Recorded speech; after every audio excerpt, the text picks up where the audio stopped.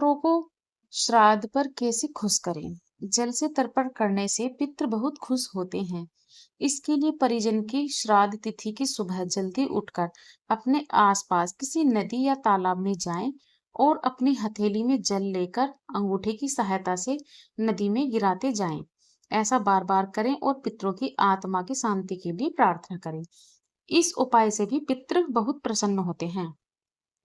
धर्म ग्रंथों में पितृपक्ष का विशेष महत्व बताया गया है। मान्यता है कि पितृपक्ष के दौरान हमारे मृत पूर्वजों की आत्माएं धरती पर आती हैं और हमारे द्वारा किए गए श्राद्ध व तर्पण आदि से खुश होते हैं।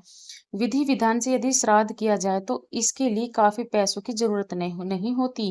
अगर पैसे न हो तो इस स्थिति में पितरों को कैसे खुश करें, इसके उपाय भी विधानों द्वारा बताए गए हैं।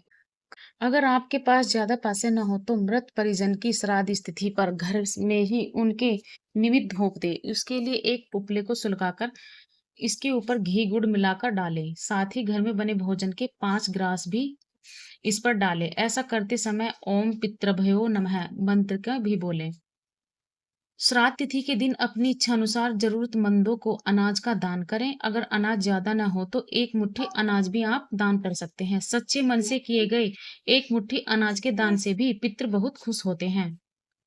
मृत परिजन की श्राद्ध तिथि पर गाय को हरा चारा खिलाएं, कुत्ते को रोटी खिलाएं, मछलियों के लिए तालाब या नदी के आटे की गोलियां बनाकर डालें।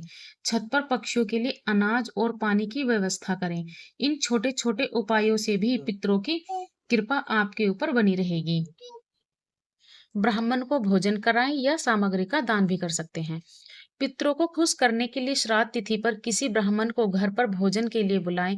भोजन के बाद उसे अपनी इच्छा अनुसार दान दें। अगर ऐसा न कर पाए तो एक थाली में कच्ची भोजन सामग्री जैसे आटा, तेल, नमक, मिर्ची और हल्दी आदि रखकर ब्राह्मण को दान कर दे। पितरों को प्रसन्न करने के कुछ अचूक उपाय। प्रतिदिन पढ़े हनुमान चालीसा। श्राद्ध पक्ष में अच्छे से करें श्राद्ध कर्म। गरीब, अपंग व विधवा महिला को दे दान। पढ़े गीता का 7वां अध्याय या मार्कंडेय पुराण गर्त पितृ स्तुति करें। 13, 14 अमावस्या और पूर्णिमा के दिन गुड़ घी की धूप दे।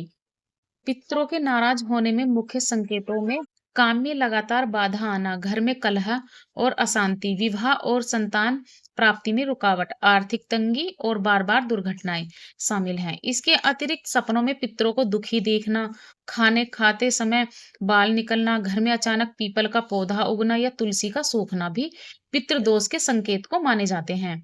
जीवन में आने वाली बाधाएं। घर में पितरों का स्थान दक्षिण दिशा की दीवार पर होता है, जहां उनकी तस्वीर लगानी चाहिए और उनका मुख दक्षिण दिशा की ओर होना चाहिए। पितरों की तस्वीरें बेडरूम, ड्राइंग रूम, मंदिर या रसोई घर में नहीं लगानी चाहिए, बल्कि किसी अन्य स्थान पर लगानी चाहिए। पितरों को प्रसन्न करने के लिए समय समय पर उनका श्राद्ध करना चाहिए और उन्हें याद करके उनका आशीर्वाद प्राप्त करना चाहिए। पितरों को पानी देते समय क्या बोलना चाहिए? नमः स्वाहे स्वधाय नित्यमेव नमो नमः मंत्र का जाप करने से पितृ प्रसन्न होते हैं। अपने हाथों से अंजलि बनाकर 3 बार जल अर्पित करें। हर बार मंत्र का जाप करें और इस दौरान पवित्रता का पूरा ख्याल रखें। किसी जानकारी से पुरोहित से अच्छी तरह पितृपक्ष के सभी अनुष्ठान की जानकारी लेकर ही उसे पूर्ण करें।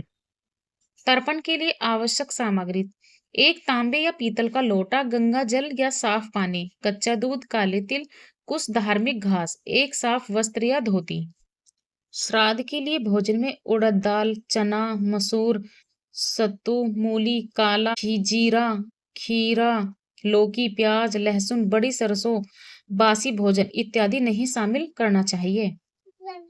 पितृपक्ष की अवधि में कुतप वेला यानी दोपहर में पितरों को तर्पण दे। इसी वेला में तर्पण का विशेष महत्व है।